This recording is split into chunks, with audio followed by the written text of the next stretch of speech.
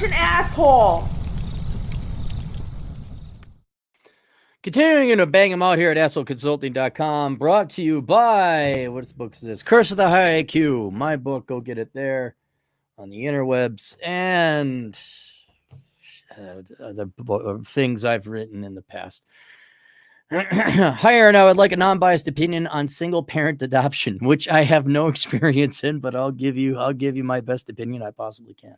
Only the best uninformed opinions here at assholeconsulting.com.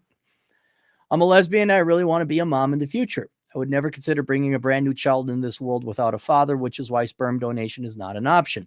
The chances of finding a lesbian or bisexual woman who's not a fat feminist are slim. She said it, not me. Hey, dear, the chances of you finding a straight woman who's slim and not a feminist are slim, all right? Slim, get it? Are slim to none, so I'm considering adopting as a single parent. I would make sure the child has male figures in their life to look up to, such as family members and close male friends. What are your thoughts? I'd like a video response. Name your price. And I said, what did you want? Video. Okay. And there was no other follow-up questions. All right. It's as far as my think takes me, you have to do what's in the best interest of the kid. And I know this is going to hurt, but this is a while ago, but I remember back when you could have candid conversations in colleges and universities, they did, I think it was in a psychology study. This was like twin studies and all that, but they looked at like, it wasn't domestic violence, but what kids did better based on some standardized score, based on the type of family they're brought up in. And then mother, father, nuclear family, never divorced, obviously came out on top. Then was it homosexual, including gay and lesbian? Maybe they broke it down lesbian, gay. Couples that stayed together, those are second, but the whole point was stability. Okay. And don't quote me on this. Like the worst was a homosexual couple that then got divorced. I think that was worse than a single parent start without another parent. So, and again, don't quote me on it. I could be completely wrong, but the issue was one of stability.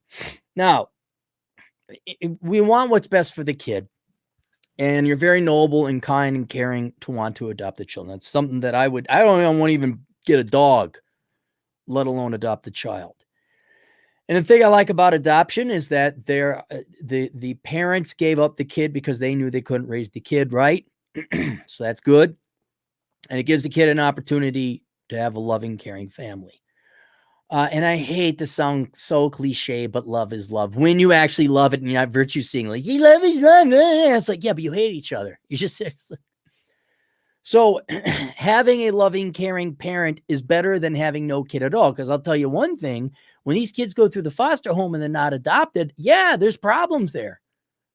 It's not even the kid's fault. It's really tragic. So I'm not against a single caring parent adopting a kid.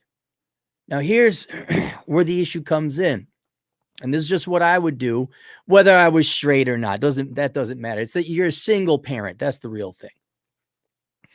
If I wanted to adopt a kid and I was single, and for whatever reasons, I did not want a wife around, in the best interest of the kid, I would go to the adoption agency. Look, I would like to adopt a child.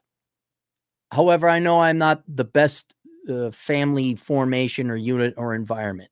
If there's a loving husband and wife who would provide a better home for the kid, obviously give the kid to them. But if there's a shortage, and there is a shortage of foster parents, well, at least that's what the advertisements and the billboards told me when I was in Milwaukee. No, it was on the Milwaukee Sentinel Journal. It was an article. There is a shortage, at least in Milwaukee. And I don't know what the rules and laws are about non-discrimination against different groups of people or family units.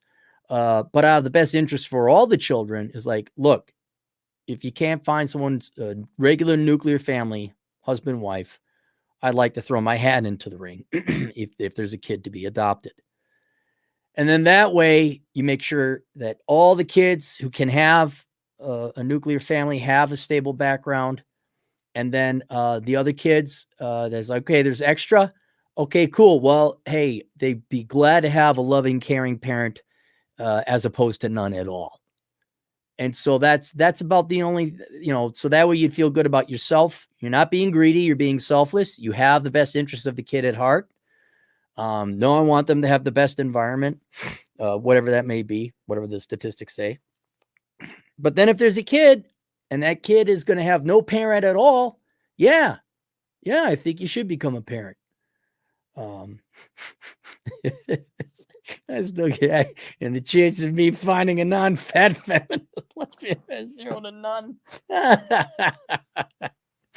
So yeah, but just remember, that kid comes first. You can't be doing this for yourself. I mean, I know everybody does ultimately everything for themselves, but you can't be doing it solely for yourself. That kid has to come first. And so, do you make enough money? Are you going to spend time with the kid? That's another thing you're going to have to figure out. Again, this is a lot of people say, well, there's no father. It's like, yeah, okay, but the kid was going to be left in the nursing, or not the nursing home, the foster home otherwise.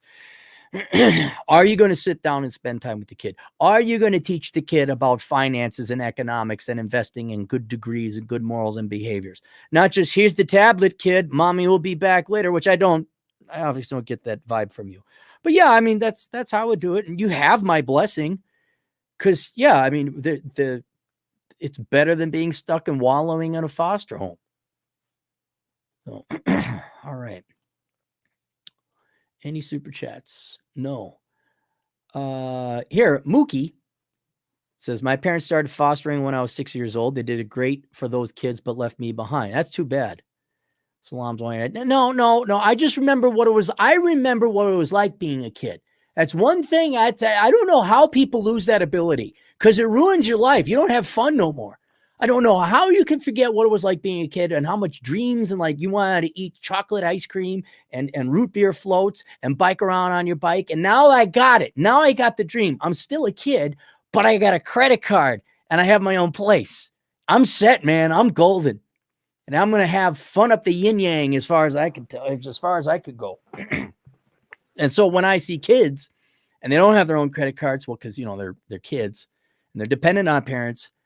You want to make sure those kids got a good upbringing and that they're brought up right, and they don't, they're going to suffer, but they don't make idiot mistakes like I did majoring in finance or follow your heart and money will follow. They have an empiricist as a parent telling them the realities of the real world. And then think about that. That kid has a mom. He has a place to go back to home, Christmas time. Adoption's a very good thing. It's one of the most noble things you could do. I ain't that noble. It's like, what? Nephews, nieces, great. Come here. Here's some money. Here's some candy. Here's some sugar. Now get the fuck out of here. All right, there we go. See you later. Yeah. Have fun with your kid.